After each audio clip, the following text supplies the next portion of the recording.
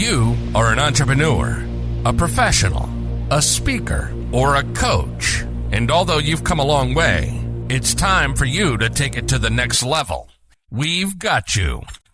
This is the Author to Authority podcast.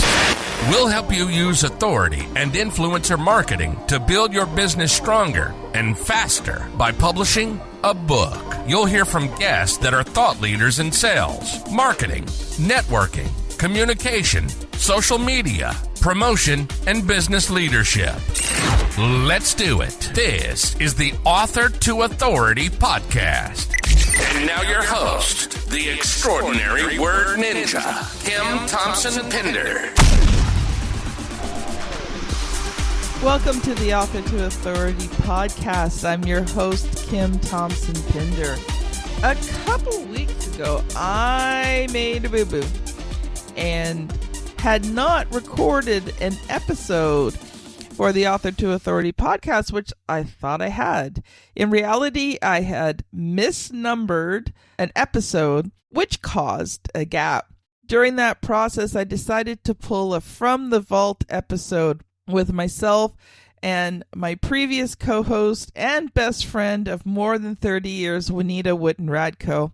And as I was going through some of our episodes, I realized there was such rich information in there. Information that, even though it was recorded a few years ago, is still good for you now and is going to help you to move your business forward. So I decided for the rest of June, I'm going to feature some of the best of Kim and Juanita's episodes talking about all things authority, marketing, and book publishing.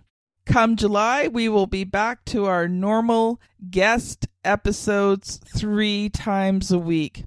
So I hope you sit back and enjoy these Kim and Juanita From the Vault episodes. Welcome to the Author to Authority podcast. I am here with the incredible, amazing, wonderful co-host, Juanita Wootton Radko. Welcome, my friend. Thank you, Kim. Oh my goodness, I'm blushing. I think she likes doing these episodes with me because I just tell her how great she is. What's not to like about that? So today we want to talk about starting in 2022, your year off strong. And one of the ways that you can do that is by learning how to sell. I was having a conversation on Clubhouse this morning, and we were talking about the fact that if you do not know how to sell, you don't have a business, you have a hobby. Oh, I remember the first time someone said that to me because basically I had a hobby. I wasn't making any money. And I really wanted to punch the person out because I'm like, I'm an entrepreneur. It's like, show me the money, honey. And it's like, okay, I can't do that. And it's hard, right? Because you have this great product or you have this great service. You have a desire to help people. But if you can't sell that, then you really don't have a business. And that is frustrating because most of us do not get into entrepreneurship to sell. I know it sounds really weird, but we don't. Like, I know when you had the sewing machine shop, did you take over the sewing machine shop because you wanted to sell? My first reason for becoming interested in the business was more for the teaching aspect and potential for designing projects. I am really fortunate that Husqvarna had such a strong training program because by the time I was ready to take over the business, I did have a sales mindset at that point. But when I first joined the business, that was not what I imagined it to be. Well, I think every entrepreneur's goal is to make money. But we just don't think about, this process or this 4-letter S word that we have to do to get the money in. It feels like it should somehow be organic. It's touching on that if you build it, they will come kind of idea a bit. I think there's a great book called The E-Myth. And one of the things I've read that discusses is how when you're really good at something like baking pies, everybody says, oh, you should own a pie baking business. You should own a bakery. And the skill set that you have for the business is manufacturing pies, not selling pies. Or running a business, because running. Yes, absolutely. Yeah, you're so right there. And I think that's one of the traps that we fall into as entrepreneurs is we've got these skills, talents, and abilities, but most times those are not necessarily business building skills, talents, and abilities that we have. Those are things that you have to learn as you go along. So that's one of the reasons why I wanted to do this podcast today, because I wanted to talk about, having those sales conversations that can leads into clients or customers. Now, this works particularly well in high-end products or more of a service-based industries. So not necessarily talking about, having a e-commerce shop. Right. Or selling products necessarily online. This is more of the one-to-one touch. So that's why I wanted to have that conversation, because, if you're an entrepreneur, if you're especially a professional speaker or coach, a lot of your selling is going to be done in that one-to-one environment. So how do you do it effectively? And so we have 5 points that we want to talk about today. And we might extend this into 2 episodes. We'll just see how long the conversation goes for here. So 1, maybe 2 episodes on this. But let me just quickly tell you what those 5 points are. So, most of your conversation should be about listening. So counterintuitive to how we've been taught how to do things. 2 is about asking questions. 3 is about providing value. 4 is about your body language. And 5 is about doing test close. So just before we get into it, do you have any thoughts you want to share with us there, Juanita? This is great setup. I think we have a lot to cover here, Kim. I'm looking forward to discussing it. I like the way that you've organized it, so I'm just ready to jump in. Okay. So point number 1 is most of the conversation should be about listening. And, when I say that, even in my brain, it's going, no, you got to tell people. You got to talk about your products. You got to talk about your services. You got to get them to listen. If you just tell them about your products and services, they're going to buy. And again, to me, that's more like what you were talking about. If you build it, they will come type attitude. And when I was learning how to sell, thankfully, I had one kind of advantage in this area is I'm very relational. So I love talking and listening to people in the first place. Now, I have to admit, there have been times in my life I like to talk more than I like to listen. Sorry, my friend. I've done that to you a few times. I will say that it's it's a growth. It's a place where you've had some growth. Yes. How about that? But when I first started RTI Publishing, I came to realize that the more I listened, the more I sold. And that was tremendous revelation for me. Here's the reason why. We talk about on Author to Authority podcasts a lot about authority marketing. One of the easiest ways to position yourself as authority is to give away your right to speak first. When you are so comfortable and confident in yourself that you can let the other person talk as much as they want, and it doesn't bother you, you don't have to say anything, that comes across to the person who is actually speaking. And they are kind of like, wow, I'm not sensing any pressure from this person. This person really cares about me. What are some of your thoughts there, Juanita? I really enjoy entering a conversation with someone and learning something that's unique about them. And that's one of the key points of this sort of listening, is that you need to listen to understand what's going on with this person, find out what they're passionate about, find out where their problems are. Boy, if you ever want to get somebody to open up, ask them what their problem is with X, the problem that you already have a solution for. Sometimes you can pave the way with the question. One of my pocket questions when I was talking to customers, potential sewing machine owners, would be, what kind of sewing do you like to do? And I might meet someone who's a quilter. And so they say, oh, I love sewing quilts. Or someone would say, well, I don't know, I'm just a beginner. Or occasionally I'd meet someone who would say, oh, all kinds, which, if I'm being honest, Kim, it's a lie. Nobody likes all kinds, really. They do have some that they like a little bit more, and maybe they haven't considered the question a bit. So if you have some questions that help you qualify your customer and understand how you can sort of categorize them. In my instance, if someone said they were a quilter, I would show them a different sewing machine than the person who said, I love to sew clothes, or the person who said, well, I just use it when it's an emergency situation and I need to mend my husband's pants. Those are three different types of sewers, and one is more enthusiastic than the other. Definitely the one sewing her husband's pants does not want the super duper fancy schmancy. She's like, show me the one that makes it the easiest and I can be done the fastest. Exactly. So you should be prepared for those kinds of questions or those kinds of categories.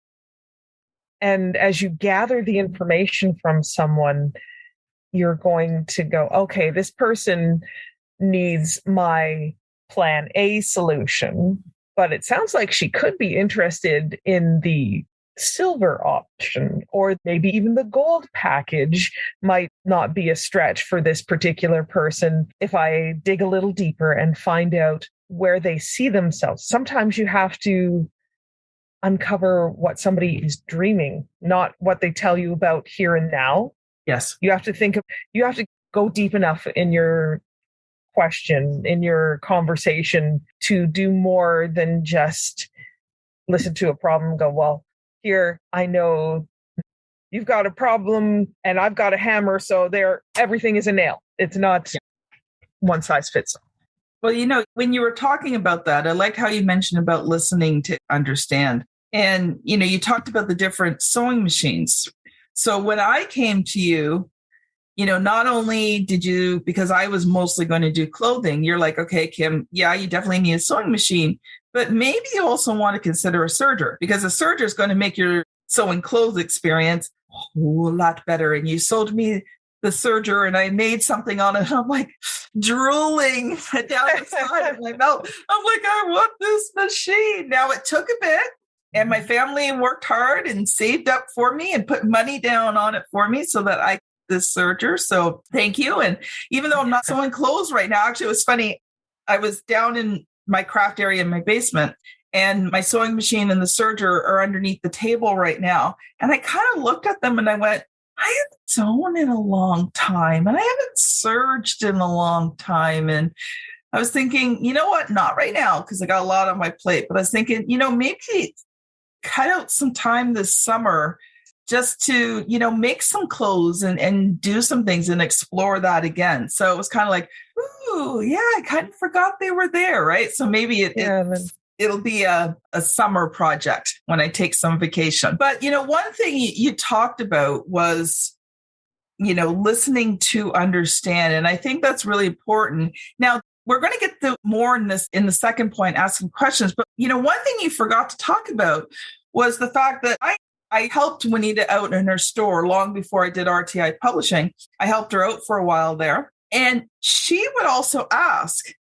what, especially a quilter, what was the most frustrating thing about quilting? Yes. And oh boy, that question opened up amazing conversation. But Juanita would listen. She would listen for specific things, because she generally already knew, what problems quilters have. And that's the thing, when you're selling, you need to understand what problems are your client customer facing. When I talk to clients about publishing books, there's always, 2 or 3 main areas that pretty well everything they talk to me about comes down to. One, they don't know how to write a book. So that includes they don't know who to write to, what to write about, all those kinds of things. Second is the time. Mm-hmm. And then third, in terms of hiring someone to do it, is the money. So those are the big 3. So I know that just about every frustration or problem they have usually comes down to one of those three areas. So that helps me to be able to address it. Now, when people are talking, they may have specific things. We have one client who's dyslexic, right? So that is a serious issue that we have to deal with to be able to help this person successfully get their book. And, in some ways, this person has disqualified himself because the dyslexia. And we're like, no, that's not a problem. That's why we're here. He has incredible skills, knowledge, talents, abilities. But when it comes to physically writing and reading, there's some problems that need to be dealt with. So, when you listen to understand, and I think, one of the things I had written down in our notes is listen to understand, not to respond. Absolutely. Because I think sometimes when we get in sales mode, we're not listening to understand. We're listening to what they're saying so we can try and overcome it and convince them to buy our products and services. Yes, I know I've been guilty of that in the past. I have too. Try not to be, though. It's one of those things when you're passionate about the topic, sometimes that is what you can be in danger of doing, is that when you hear them say, I'm thinking about getting into sewing. Oh, well, I have a great top of the line machine that you might want to buy. Yeah. If you're not listening to understand, then you might jump to that without qualifying, to that high-end sale without properly qualifying your customer and ending up losing the sale because they're turned off by that steamroller approach. And this kind of dovetails in with your next point, that you're listening because you truly care about the person and want what's best for them. Going to your top of the line tells the client that they are not your priority.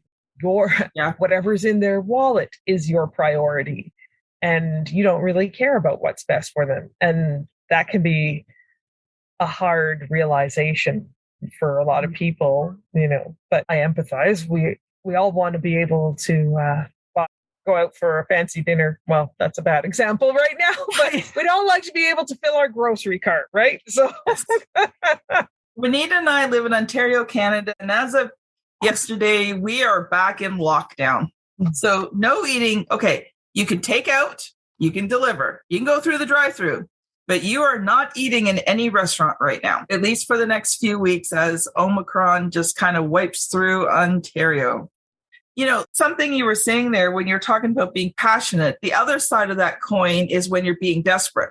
Yes. Because you desperately need that money. And so you're trying to, listen to respond to try and overcome objections so that you can get the sale. So, that's the other side of the coin, which we're going to talk about a little bit more in number 4, which is body language. So the last point that we want to talk about here, and I think we'll probably only maybe get through 1 and 2. Juanita, I suspect this is going to be a 2-parter today. Well, that never happens with us, does it? No, never. But the last point that I had sent to Juanita for today was listen to determine if you want to work with this person. So important. Mike, I have a question from this. How do you tell?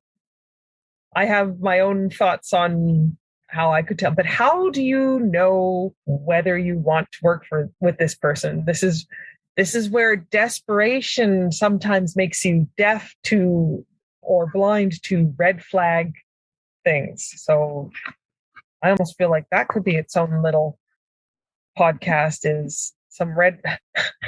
How about we put a pin in this? Red flags, red flags for potential clients that will be potential headaches. We'll have to think on the workshop that title a bit better, but yeah. Well, let's throw out a few ideas now, and maybe we'll do that as an episode for the end of February, beginning of March. Mm-hmm. So there's things that you can listen for. First of all, morally or ethically. So I'll give you an example. As a godly person, there's certain topics that I would not want to write about or glorify. To me, glorifying killing people is not something I want to represent. Glorifying racism or genderism or any of those things is not something that I want to represent. So if I'm talking to a person, I'm asking about their story, what would they potentially want to write about? I had a situation a couple of years ago where a gentleman was a lawyer and he had represented people, who had killed, who were heavily into the drug sexual trade scene. And he wanted to write about how he defended these people and got them off. Now, don't get me wrong. I think, under our legal system, everybody has the right to representation. So that's not what I'm talking about here. But it was the way that he was talking about it and how he glorified the fact that he was trying to change the laws so that these people could do bad things and get away with them. Yeah, that's definitely. I'm glad you dodged that. We dodged that bullet there with something like that. One of the ethical issues that I'd often notice would be every year without fail around Christmas, I'd get 2 or 3 husbands who suddenly had a brainwave that this would be the year they'd buy their wife a sewing machine. And they always wanted to knock off the sales tax. What can you do if I give you cash? What price can you pay me? I'm like, this is the price, because the government will come after me if I'm not charging the sales tax that I'm supposed to, and you'll be gone and I will not ever, it'll be a much bigger headache for me than it will for you. And sometimes I lost a potential sale from that, but I did not incur the headache of trying to do that, because the clients who want to do that to you sort of under the table, it always seems to snowball. Like, well, you did this for me the last time. Why can't you do this? Yeah. It's never just one. So we talked about ethical, but here's sort of that other side of the coin that you're kind of talking about there is, when you're having these sales conversations and you start to discuss things, is the client already trying to add things in that are not part of your package and they want it for free, right? Yes, remember we had that one massively headache client who, every time we turned around wanted more stuff for free. Yes, I remember that. And you and I were stressed out to the gills, because she wanted everything better and faster. She wanted herself to be the priority at the absolute lowest price. Mm-hmm. And it actually got to the point, we got about, 96% of the project done, and we just couldn't take it anymore. We got her to a point where she could finish everything off herself. And we finally said, that's it. We're done. We're firing you, because the stress that you and I were under wasn't worth it. So, you want clients. Now, don't get me wrong. It's okay to throw in a freebie or something to your clients. But when they already starting to kind of, tell you that they want more for less, that's going to be going on all the way through. And when you say no to them, then they get very angry, snippety. Yeah, those are the bad boyfriend, bad girlfriend kind of clients. You can't judge somebody by their relationship status, but I'm just going to say, here's a thought that you maybe want to think about how they interact in relationships, mm-hmm. and whether they're trying to always seek an advantage. It's built in. They're going to always be seeking an advantage with you, and they're not caring about a win-win situation. Yeah. So I was thinking maybe we should move along. Any other reasons why we might not want to work with this person? Again, this is kind of related to the scope mm-hmm. creep, is that you might not want to work with someone who has poor understanding of what your capabilities are. Mm-hmm. And that can turn into scope creep. It can also lead to you over-promising when they say, well, I want a book, but I'd also like it to be, I'd like to have it be a coffee table book, a picture book. And we start off from a place of, okay, we can do this and this and this. And especially if we've begun a process, and then halfway through they come up with an idea of, well, why don't we turn it into this or this? They're changing the project concept on a very large level. And if you have had this thing of scope creep a little bit all the way through, you start off being able to do things, and then they get to the point where they ask for something that is out of your skill set. Yeah. We don't have professional photographers on staff to do like glam shots of your little Angora sweaters that you knitted out of your cat's fur. That would be a very niche book anyway. Also an itchy kind of sweater, I think. Anyhow.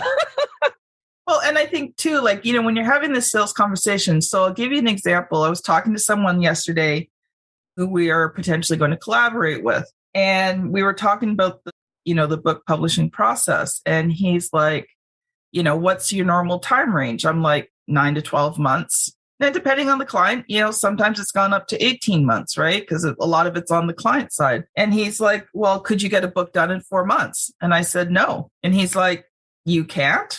Nope. Those are not the type of books we do. We do high quality books. We are not slapping something together in 4 months just so a person can name themselves an author. Those are not the kind of books we do.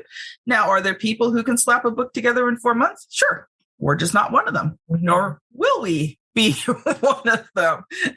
That makes me think of the idea of, well, can't you do it faster? Well, you can microwave a pizza pocket in like 2 minutes or less. Or you could have a meal which takes 45 minutes to an hour to prepare. Which one is more satisfying, right? Exactly. Right. So, that's something else too.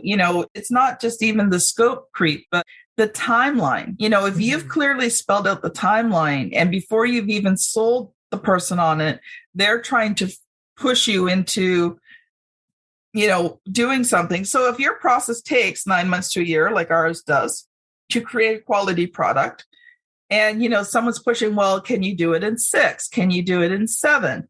And it, no, and I'm not going to say yes just so we could get a client in, because that whole process is going to be rushed. It's going to be hurried. Mistakes are going to be made. The client's going to be frustrated. Then we're going to be frustrated. I'm going to be stressed out. And then you're going to be looking at me going, Kim, you're stressing me out. Right. So, even from the beginning, if someone's constantly pushing, like if you're in the sales process and they're constantly pushing about timeline, pushing about quality, pushing about things, then that's a big red flag to me about whether I want to work with someone or not. Because if they're doing this before we even get into the process, it's only become more once they send me money. Absolutely. And as you were saying that, it made me think of, I believe it's the Pareto principle, the 80-20 rule. They're going to be the 20%er who gives you 80% of your headache. And what I found with clients like that, especially with the timeline thing, would be that they'd be enough of a headache, enough of a pain that you think, okay, well, fine. I'll slide my loyal customer who doesn't hassle me. I'll move them down a rung because I can get rid of Mrs. Toothache faster if I just get her out of my hair. And so that's a danger thing of your better customers can suffer because of a client like this. I definitely think we might want to expand on this thought into another one, because that's one of those things that really, it's important, costs you a great deal down the road if you end up damaging your relationship with one of your loyal clients.